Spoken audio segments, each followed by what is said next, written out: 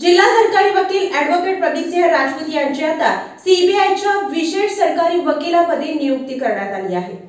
जिल्हा सरकारी वकील राजपूत आता सीबीआयचे विशेष सरकारी वकील म्हणून सोलापूरचे प्रमुख जिल्हा सरकारी वकील प्रदीपसिंह राजपूत यांची सीबीआयच्या विशेष सरकारी वकील म्हणून नियुक्ती करण्यात आली आहे। त्यांच्या या निवडीनं त्यांची कार्यकक्षा वाढली असून देशातल्या विविध महत्त्वाच्या खटल्यात अन्यायग्रस्तांना न्याय मिळवून देण्याचा ते प्रयत्न करणार आहेत।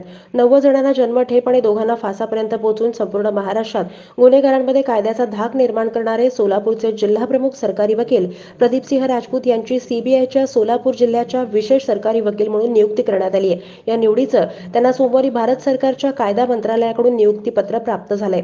सोलापूर जिल्हा न्यायालयात त्यांनी केलेली विशेष आणि उल्लेखनीय कामगिरीची दखल घेऊन भारत सरकारकडून घेण्यात आली आहे। 1996 पासून त्यांनी वकील म्हणून सेवा द्यायला सुरुवात केली। 2.5 वर्ष सहाय्यक सरकारी वकील म्हणून गेल्या 5.5 वर्षापासून ते प्रमुख जिल्हा सरकारी वकील म्हणून कार्यरत आहेत। त्यांच्या या कारकिर्दीत अनेक मोठे खटले अवघ्या काही दिवसात चालवून कमी वेळेत अनेकांना शिक्षेपर्यंत पोहोचवले। त्यांनी केलेला रेकॉर्ड हा उल्लेखनीय आहे। यापूर्वी ते दयानंद महाविद्यालयात 16 वर्ष प्राध्यापक म्हणून काम करत होते। 7 वर्ष पोलीस दलात विधी अधिकारी म्हणून काम केलंय। जनता सहकारी बँकेचे संचालक म्हणूनही ते काम करत आहेत।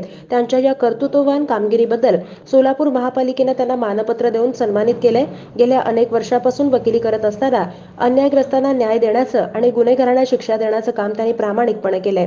तब्बल 10 जणांना जन्मठेप तर 2 जणांना फाशीची शिक्षा देण्यापर्यंत खटला चालवला आहे। याची दखल घेऊन सीबीआयच्या विशेष सरकारी वकील पदावर नियुक्ती झाली याचा त्यांना आनंद आहे। चांगली संधी मिळाली आणि त्याचं सोनं करणार, मोठे खटले चालवण्याची संधी मिळेल, त्यातून चांगलं काम करणार, अशी प्रतिक्रिया प्रमुख जिल्हा सरकारी वकील तथा सीबीआयचे नवनियुक्त विशेष सरकारी वकील प्रदीपसिंह राजपूत यांनी व्यक्त केली आहे।